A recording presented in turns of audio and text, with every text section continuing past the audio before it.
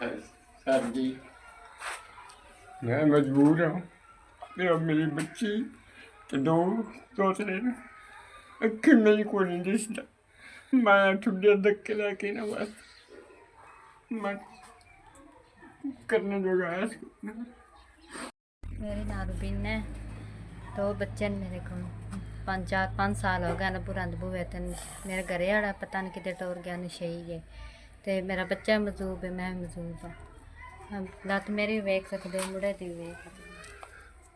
ते अप्पू होरें ना दस नाल रहानियां कमाई करदे न। अप्पू होरें ते मैं ही तेरा मेरा कारकत करदे पे भाई के ते ओह् अपने घरे वाला बखरा है।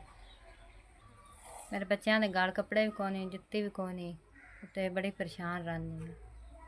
बच्चे कोल भी नहीं आंदे।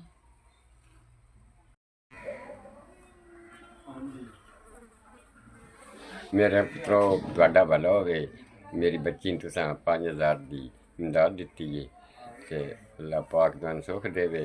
अल्लाह पाक तुहाडियां वड्डियां जिंदगियां करे, भला होवे जी। मैं जी इन्ना मुरा कमाई दा आसरा कोई नहीं।